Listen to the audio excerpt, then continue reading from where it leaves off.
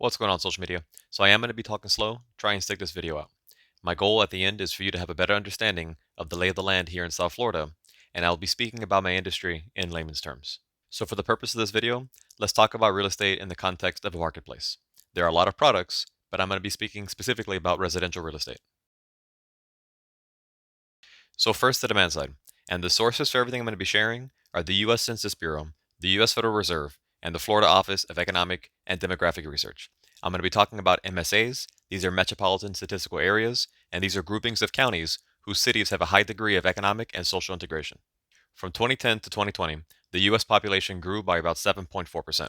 That means that for every 100 people, we added about 7 more.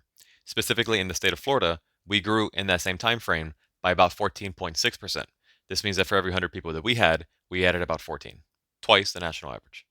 Comparing to other states by how concentrated the growth was within those states, Florida grew at the 7th highest rate. However, keep in mind that that rate of growth within Florida represents millions of people compared to the other high rates of growth cities that averaged at a little bit less than 500,000. So now let's talk a little bit about the supply side. So in 2020, in the Miami MSA, there were about 2.6 million housing units. This is up from only about 2.5 million housing units in 2010.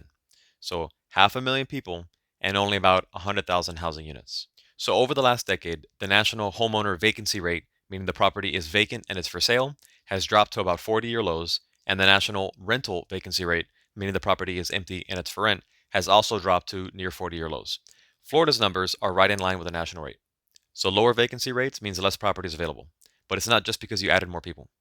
In the same time frame of 2010 to 2020, single-family home construction in the Miami MSA was very heavily muted. This was coming out of the subprime mortgage bubble that formed and popped in the mid to late 2000s. And most of what was constructed was in the multifamily development space. So everything I've said so far was talking about the decade that led up to 2020. But what has happened since then? Following the government's response to a health crisis, unnaturally cheap financing, the prohibition to operate your business as usual, and capital injections or economic impact payments all helped lead to a run on the little bit of housing that we had to begin with. We now see headlines of bidding wars, exuberant offers well above the asking price, and record breaking sales and sales volume, filling the news cycle. There is a national shortage of housing units, but that shortage is felt much more severely in some areas than others. And where personal freedom is highly prioritized, like in Florida, there is little to signal that our popularity as a destination for millions of Americans and people all around the world will wane anytime soon. And with geography, weather, food, culture, commerce all growing here in South Florida, there's little to signal that us specifically will lose any popularity anytime soon either. I hope this was helpful. If you want to know more, please reach out and I'll be happy to expand. You guys stay safe, take care, bye.